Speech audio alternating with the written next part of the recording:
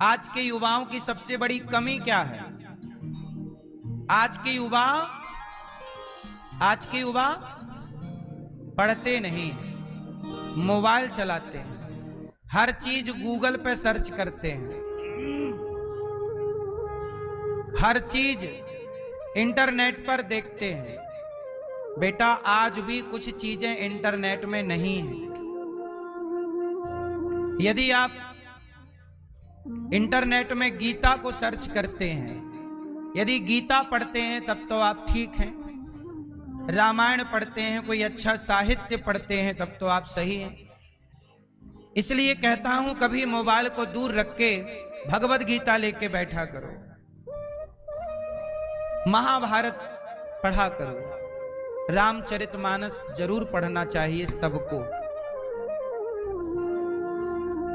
चौपाई ही नहीं, अर्थ भी पढ़ना चाहिए। पढ़ना ही नहीं, समझना चाहिए। समझना ही नहीं, जीवन में उतारना चाहिए।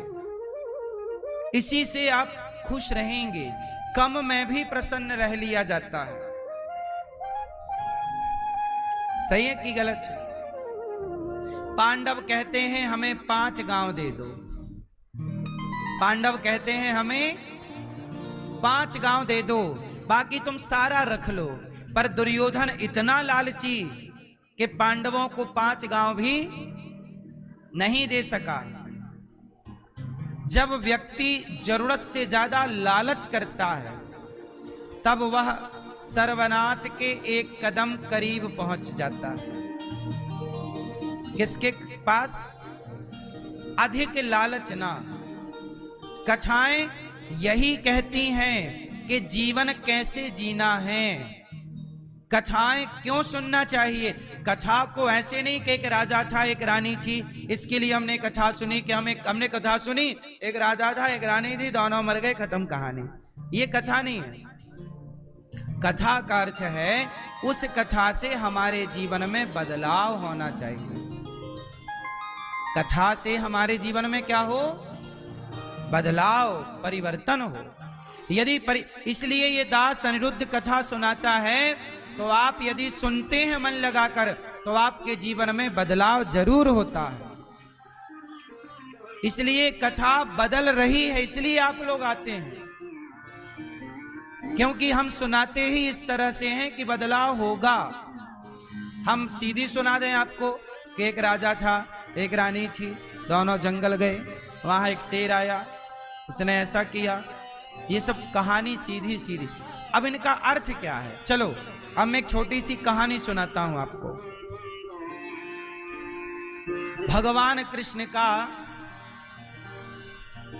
प्राकट्य हुआ। अभी आप सुनेंगे आगे कि भगवान श्री कृष्ण को एक दिन मैया यशोदा ने बांधना चाहा। भगवान ने कहा मैया दूध पिला। मैया बोली तेरे लिए मक्खन निकाल रही हूं ताजा ताजा, मक्खन खाना। कन्हैया जिद पकड़ गए, ना मैया मुझको कुछ ना चाहिए, दूध पीना। अच्छा मैया बोली ठीक है। दूध पिला रही थी कि चूल्हे पे रखा दूध जो पकने के लिए था उफनने लगा। मैया कन्हैया को छोड़कर दूध उतारने गई और जब आई तो भगवान गुस्से में सारी मटकियों को तोड़ चुके। मैया को आई गुस्सा, मैया ने भगवान को पकड़ना चाहा। अब आगे आगे भगवान भाग रहे हैं, पीछे पीछे मैया भाग रही है। देखो ये कहानी, अभी आप कथा सुनो कहानी, फिर मैं इसके पीछे का रहस्य समझाऊंगा आपको कि रहस्य कितना गहरा है। लेकिन लोग कहानी सुनते हैं, उसके पीछे का अर्थ नहीं समझते। आगे आगे भगवान भाग रहे हैं और पीछे पीछे मैया लाला पकड़ के रहूंगी आज। फिर क्या हुआ? भगवान पकड़ में आ गए।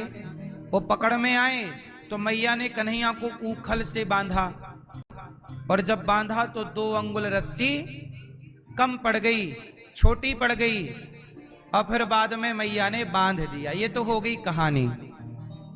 ये भगवान की कथा है। ये क्या है? भगवान की कथा। ऐसा हुआ कि भगवान ने मटकी तोड़ दी, मैया को गुस्सा आया, मैया ने पकड़ा और बांध दिया ऊखल से। अब बंधा रहे। इतने तो ये कथा है।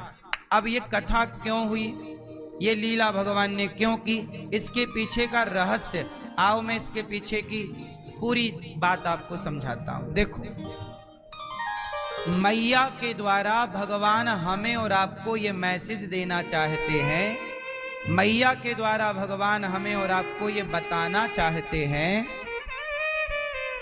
कि आगे आगे भगवान भाग रहे हैं और पीछे पीछे।